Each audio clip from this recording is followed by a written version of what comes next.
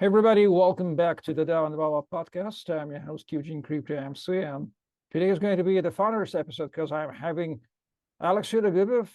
He's the co-founder and CEO of DAO and Envelop. You might have seen him on weekly AMA session, and now we're going to deeply discuss his story in Web3, his vision of Web3, with focusing on the NFT utility issue, because Envelop has been doing a protocol which enables NFT utility, smart NFT, smartest. It is the smart NFT episode, I would say. So, Alex, welcome to our episodes. So thanks for joining me today. Hello, guys. Glad to see you.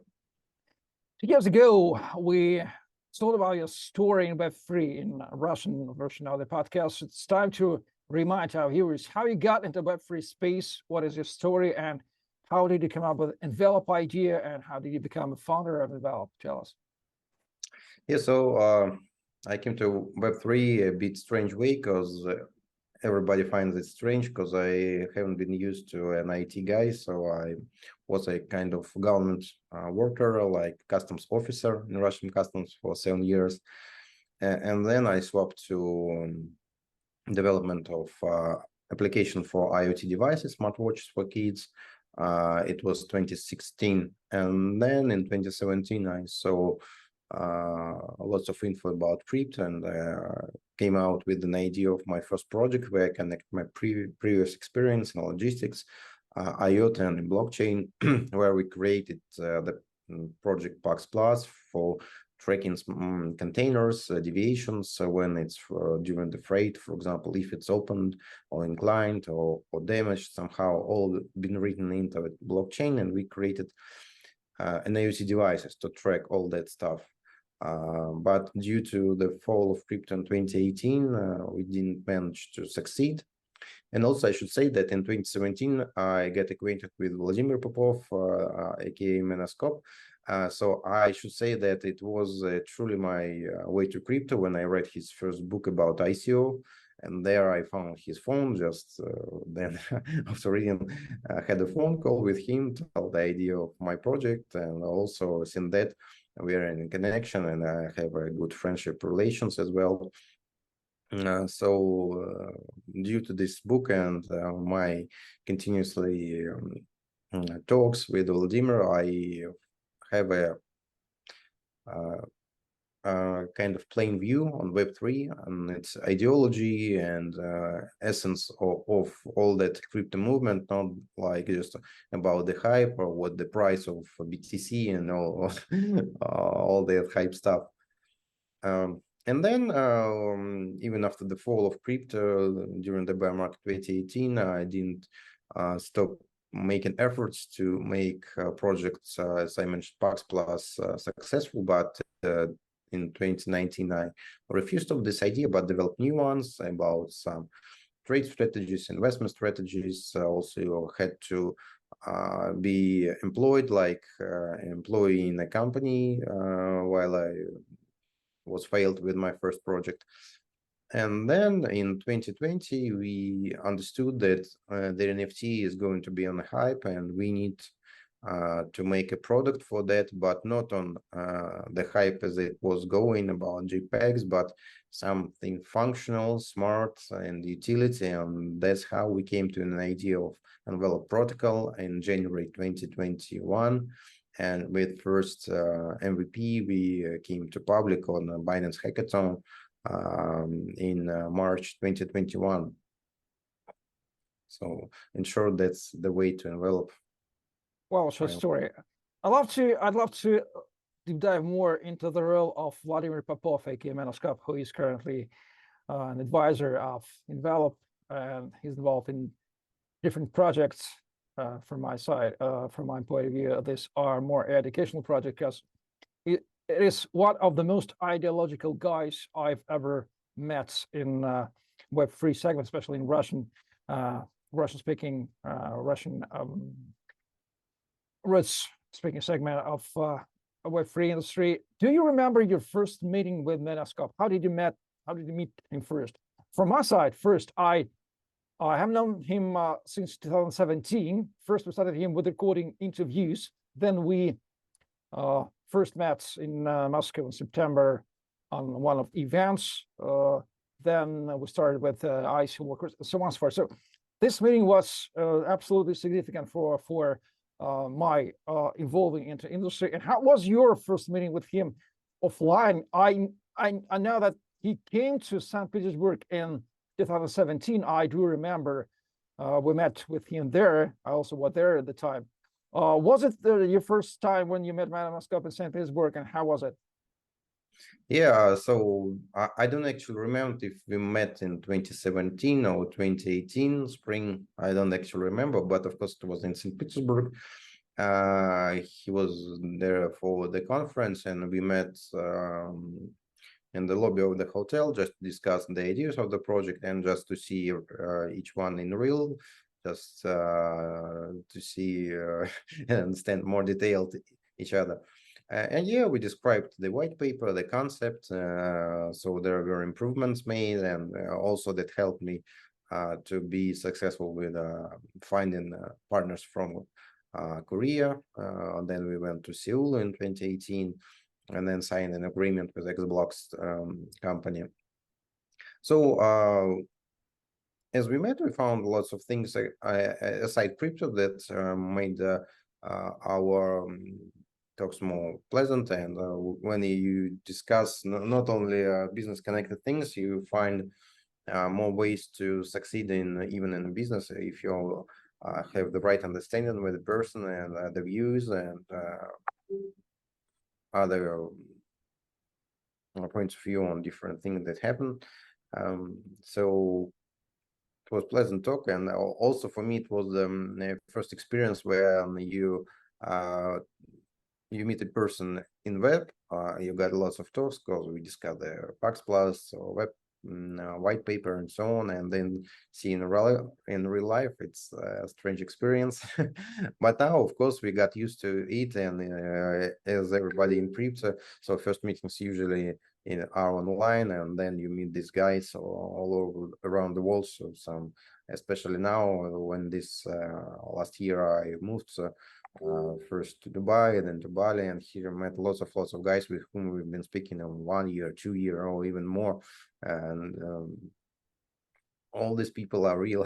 And even due to the development of AI and avatars, so still we prefer to be the real meetings. Yeah, history shows that he sometime met all any referee offline. You would inevitably meet him live from perhaps from on my side. It works the same way. So when I first met somebody online, I would inevitably meet him somewhere in years, maybe in a year or 2 or 3 and 5 years offline, inevitable somewhere on the planet Earth. How do you consider the role of Menaskop as a founding father of Envelop? May we call him a founding father of Envelop because he delivered this idea first, and how important is his role as an advisor? And he's one of the most responsible advisors I've ever seen. It is, for example, he looks like an ideal advisor for a Web3 project. I would recommend to look at his job, how he does that. So how do you consider his role in Envelop? Yeah, so truly he's a great advisor and also an architect of our structure of protocol, Oracle, and Index, and our stack of technology. So it's really important for the project, and we see the structure, the aims set up by him to be in the market in 1 year or 2 years. So we see that some things invented, and we see the market adopted and starting to use it. Now we see that there's the rise and just the beginning of NFT to be a real utility thing, where we see tickets, where we see NFTs, games built into NFT, some connections to some encrypted files by NFT, and I think we'll do much more, and especially in financial services, like when we form portfolios, like indexes and all that stuff. So maybe this year we'll show some cases that we planned to execute to be more common on the market, and definitely we'll see new ones. And we have to deliver also some new technologies about this. More than 2 years ago, in the end of 2020, NFT had claimed that they had a period, but of course, the question of NFT utility had been raised immediately, and this meme of selling JPEGs was born that times, because it seemed so strange how a picture, how we may value a copy of the picture, which we may download by right-clicking a mouse. So how was the your view on the evolution of NFT utility issue, how it evolved or has been evolving last 2 years since starting Envelop? So what are main thoughts about NFT utility issue, and how do you see this question has been solved with Envelop or still not? So as you say about JPEGs, it was real fun because I didn't even could imagine, and still I don't understand people buying, selling JPEGs for millions. I understand for some financial loan reparations or that stuff, but when they do this for real, of course there are some collectioners who love this NFT and just want to show off as he's super rich crypto guy and he can afford this.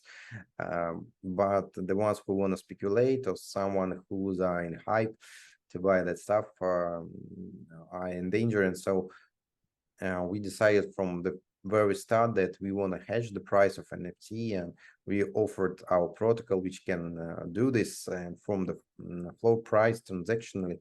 But the market wasn't ready for that. Everybody was happy to buy 8-bit pixel pictures and as copies, you say. But everybody see, even first dump was in 2021 spring, then 2022 everybody saw it was a very bloody year for the whole market, and all NFT owners who bought punks, transparent stones, and all that. I don't even find good words to name it, but all of it overhyped, overpriced things were not so happy.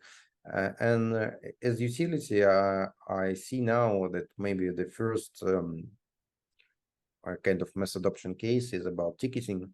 And more than a year ago, we also made our first tickets for online events, wherein also there was still restrictions due COVID, and we see it popular and also use it as a good marketing tool.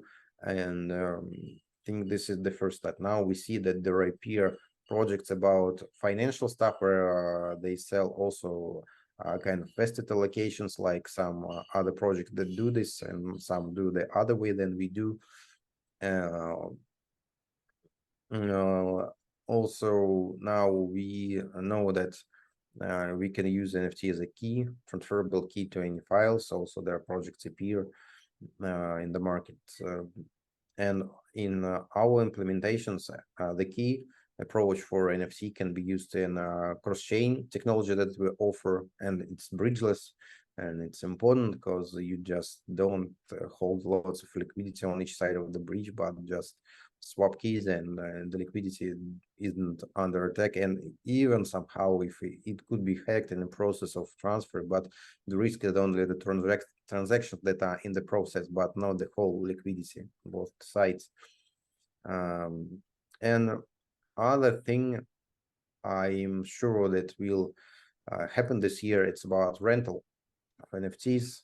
And here NFT is an asset, a game asset. Definitely it's a good use case for NFT, but rental technologies are developing and we see different approaches. And I'm sure that our wrapped approach developed with the unit box also will see a good implementation, because we know that there are hundreds of games that are waiting to be released, because during 2022 many of them postponed the release. And as we hear from the market and the projects with whom we talk, they want the useful tool and somebody want to use ERC 4907, but not long time ago we were discussing with one project who uses, and they saying, okay guys, you got a project but you got to have an implementation. So yeah, of course we need it, but for the new format, don't you even need the implementation for the whole game to change the format and where to trade this format? So I'm still sure that our approach, where we remain the same standards of NFT, but just add the functionality on demand on exact time, it's more useful thing and gives more flexibility and freedom to issuers, traders, owners, collectioners, and anyone else on the market. We just give them what they want and for the exact time they need it. You know, I see NFTs as a monstrously powerful tool for Web3 because the idea of non-fungibility lies in the essence of reality. You know, I'm just relearning philosophy right now in my life. So the idea of unique thing first, this issue had been raised by in famous discussion with Aristotle and Plato, two philosophers who shaped our world. And Plato said that ideas first, unique things matters nothing. And Aristotle said, no, unique things matter first, then your ideas. So Aristotle first shaped NFT. After 2,500 years ago, we Concept. That's the concept was formed by him, and we just having another technology and the same issue. So what I'm trying to ask you, how do you see the NFT potential? Because almost every lawyer, every jurist knows that the vast majority of things in the world are unique, starting with the people. 8 billions of unique people in the world, and every one of them is maybe represented by NFT. Every item of something, every item of every gadget is a unique thing. So every world consists of myriads of unique things, and these are the potential for using NFT, of course. So how do you see the potential of NFT to reshape or how they will be used, and how Envelop with its ability to make NFT smart enough fits here? So your vision. So definitely it's wide use cases, and now we see that corporates, especially in fashion and clothing, are going inside metaverse concept that they are applying for their namings in Web3. And we see that even now the development of social media is going new steps, where we see autonomous avatars, where we see AI making different pictures of people, like to be knights or whatever, or just animated pictures of them. So on my point of view, it may be a kind of transitional point to autonomous avatars in web, and there, of course, we will need identifiers and the ownership rights, and NFT definitely stands for it.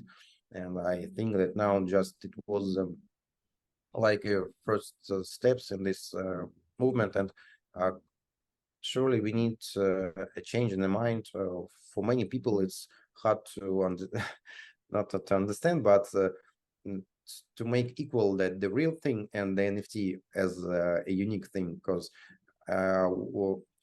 something that you cannot touch is hard for your conscious to be assumed like a real thing. You see, it's okay, it's a file, it's a picture, it can be multiplicated many times, but it's not real. It's just an idea, kind of whatever we imagine. But as we move deeply into technology, and I think that and now we see the more and more integration of AI, and of course there will be due to AI more things generated in web, in metaverse, and of course all this stuff will be needed. NFTs, identifier and ownership right, or rental right, or some key, or some, just if we say about SBT, like identifier of you yourself as a unique entity in web, and the person who owns special skills and proved skills.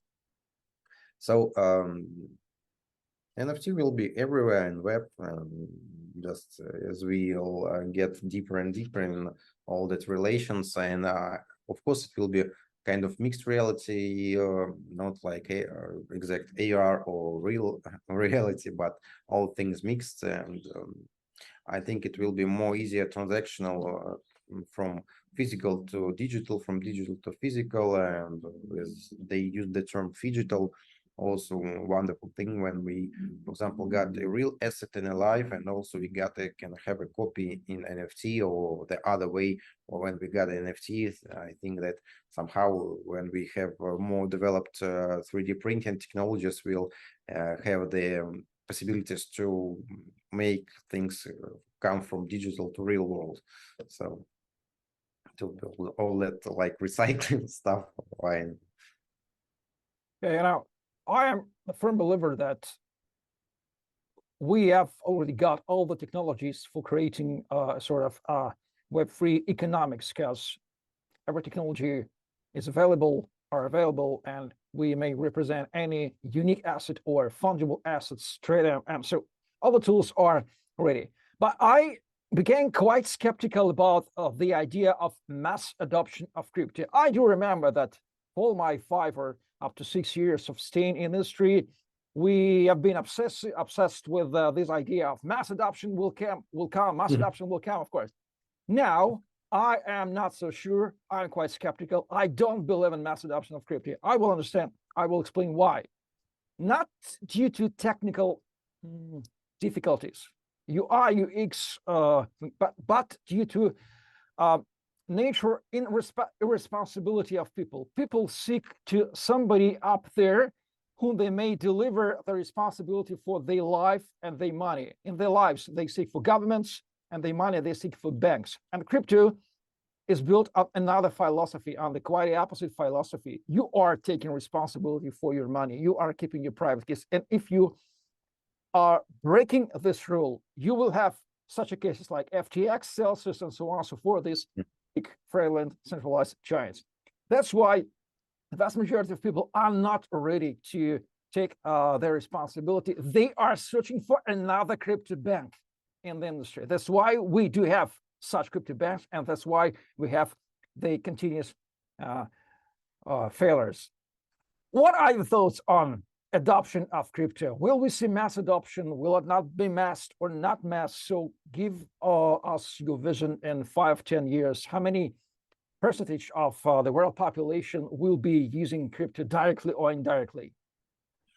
So I think we may see mass adoption, but it will start from a kind of centralized way, because now I see there's a trend when projects are thinking how to attract more people without all the hard stuff when they need to remember seed phrase or ensure the storage of their cold wallets and assets. So as I see, they will offer you the project where you register like any Web2, and there would be an option, you can store it like there, centralized way, or you can withdraw assets. For example, if you got some NFT pets or revenues generated in a game to your non-custodial wallet.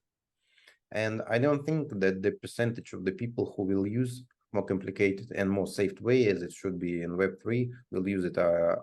I'm supposed not more than like Pareto rule, 20 to 80% will be this proportion, but maybe even just 5% will use it. The mass adoption will be, but people will not know that it's crypto inside, hidden. I think this is the way to mass adoption, because they want to get things they are used to, and maybe step by step we will see real transition, but I don't think it will be fast. And as you say, yeah, for people it's more easier to understand when they let's say fuck up about storing their crypto, their keys, that they can somehow to apply to support and say, help me, I need my money back and my assets back. But here in crypto, for them it's hard that the transaction is executed and it's irreversible, and so you cannot change it. It's of course the biggest plus of the crypto, where nobody can recharge your transaction and apply some post factum measures. But Definitely it will happen, but as I see, the projects are working to maximally hide crypto from people and not to scare them about all that TX hash, seed phrase, wallet custodial, non-custodial, and many other web applications. So Yeah, this they will will try. They will try to find a support of blockchain X if they will have their transaction lost. We are joking, of course, because no blockchain has support, but maybe some blockchain do. I don't know. maybe These AI are will not blockchain in that case. be. They are centralized entities. But nonetheless, the opportunity to keep your funds safe by having a 100% responsibility, by keeping your seed phrase in your pockets safely, it stays. And if for those who do understand why they need it, they of course will have the ability to use crypto with align with ideology which has been built in the beginning of its birth. So 2023 year has come. What are your main expectations from this year? Because events are going very rapidly in our space. What do you expect on main events, and especially in NFT and non-NFT and Web3 main trends? So as we started, we'll see more utility from NFT, like it's not just imagined, but real use cases like tickets, like maybe some real estate cases, like keys to liquidity, locked liquidity, some special rights, licensing, definitely soul bounds. I see a big thing to be used like profiles of gamers. It's also I could not from the one of from several projects that they are working like that case, like it's portfolio, and of course it's used to maybe some for drops, airdrops, retro drops, or like personalized offerings for such users. So we got tools that can deliver messages on Web3.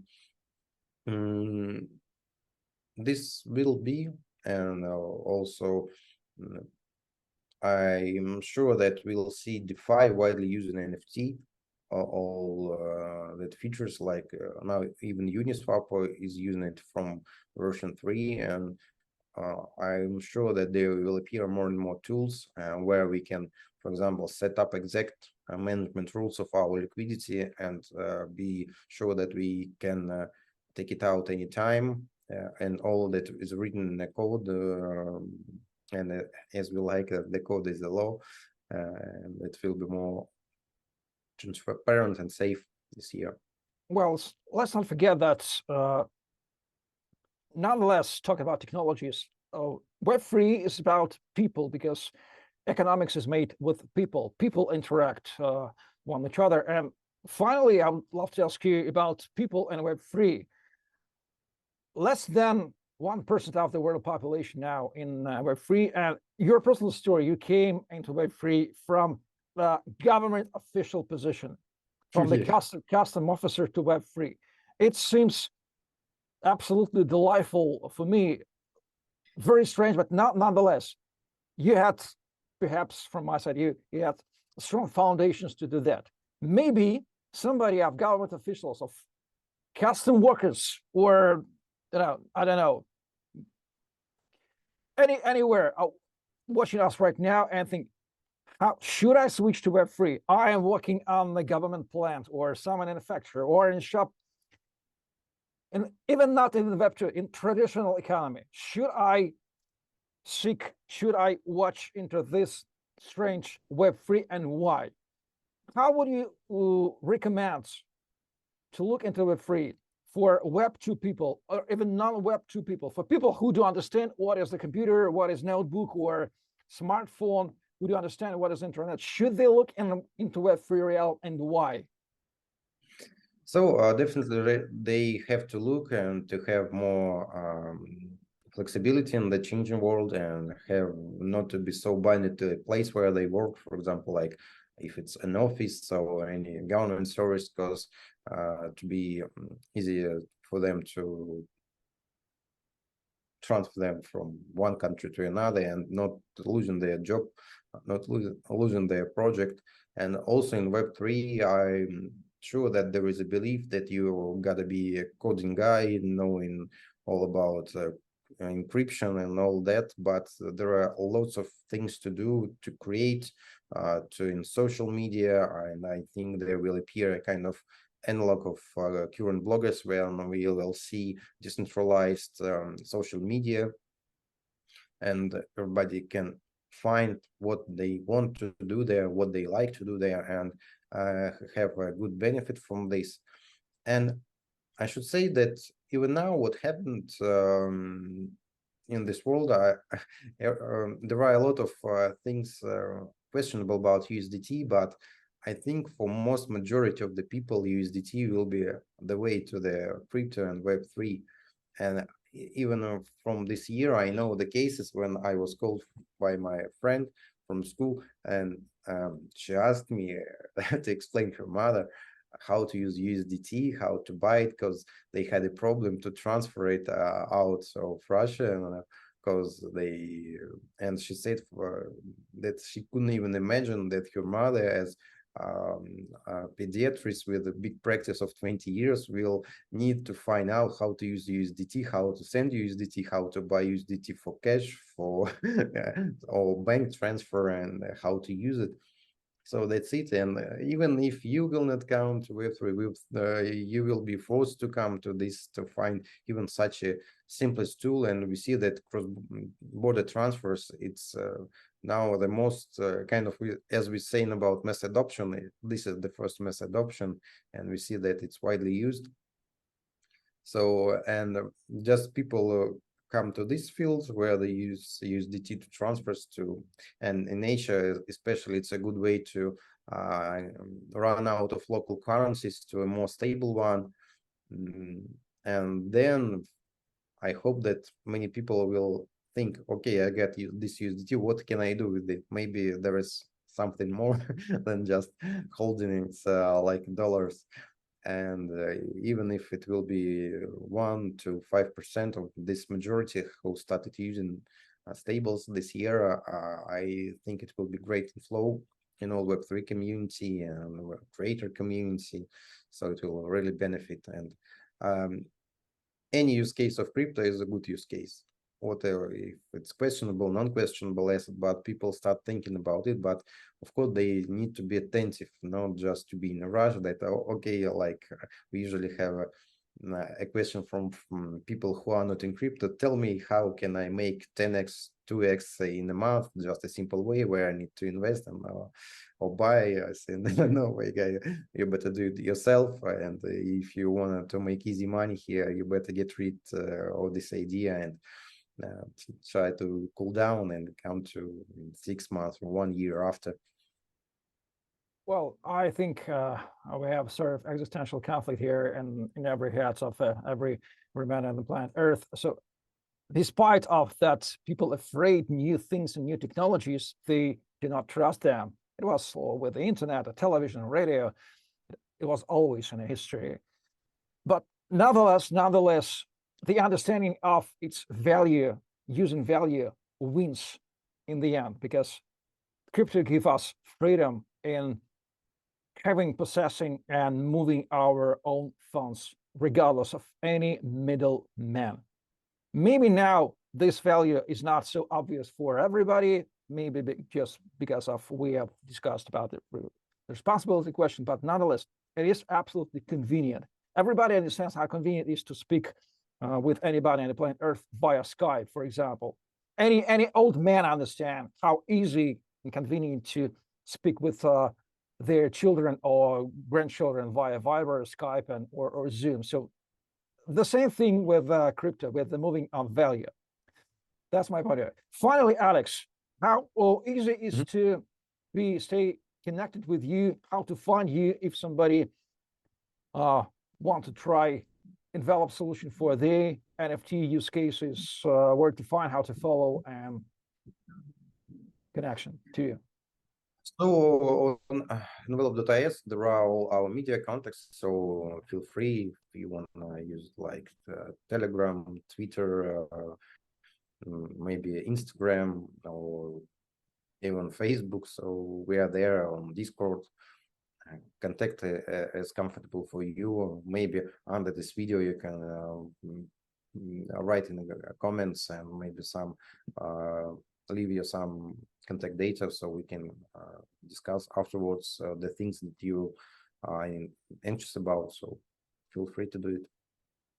Well, ladies and gentlemen, thank you for watching and listening. This has been another episode of the DAO Envelop podcast with the Envelop co-founder and CEO, Alex Shedogubov. It's easy to find him. He's a very open person, a very public person. He's also tagged in the description of this video. His profile is LinkedIn, and where I will put him on there. You may write a comment. And we do weekly AMAs on the Envelop YouTube channel. On this, you're watching this podcast here. So you may find Alex online live on every Friday on the AMA. Just be subscribed on our YouTube channel, and you may find him very easily by all the Envelop contacts you may find. So if you are an NFT related guy, please follow Envelop, because Envelop has been doing, Envelop team has been doing a great solution for enhancing NFT utility, for smartness, make NFT more smart, more programmable, more predictable with its price and utility. Envelop is about NFT utility. That's simple. Thank you for watching and listening. My name is Eugene Crypto MC. This has been another episode of the DAO Envelop podcast. Please like, share, subscribe. Stay tuned for another episodes of the podcast. Bye-bye. Thank you, guys. Bye. Blockchain. BLOCK chain. Digital money, smart contracts, NFT, IDO, decentralization, transparency. So many opportunities, but so many challenges. Some financial manipulators, by their actions, confuse blockchain solutions and block their development. The idea that the blockchain should bring copyright and royalties protection to the next level is quite old, but the realizations of these ideas are not perfect at all. There is another problem of determining the value of a particular cryptocurrency or NFT. These and other problems need to be solved. Fortunately, the blockchain infrastructure is evolving. My name is Mr. E, and I represent the Envelop project. Many things have already been invented in the blockchain today. Tokens, smart contracts, platforms for creating your own coins, NFTs, exchanges for buying, selling, and exchanging all these blockchain resources. Envelop is another step in the development of crypto technologies. The protocol that works with NFT and cryptocurrencies. The idea is simple but disruptive. Let's assume you have an NFT, Bitcoin and Ethereum. Using the Envelop protocol, you can wrap the original NFT accompanied with several tokens. Technically, you get a similar NFT, but what is the breakthrough here? Once wrapped, the token has a number of additional features that were not available before. The minimal cost appears. It is provided with coins wrapped together with NFT. An asset wrapped with Envelop has a number of properties that allow the original author to receive royalties from the resale of that asset. Various rules can be applied to the wrapped token. For example, a lock period for unwrapping. It secures the asset till the determined moment or safeguards it from speculation during the hype period. At the same time, wrapped tokens can be transferred and traded. These are just some of the scenarios for using Envelop. NFTs become more popular, and the tools provided by Envelop expand the opportunities of NFTs utilization. Wide application possibilities are achieved due to the fact that, in addition to the protocol, the project includes a number of subsystems. The protocol provides functions wrapping and unwrapping.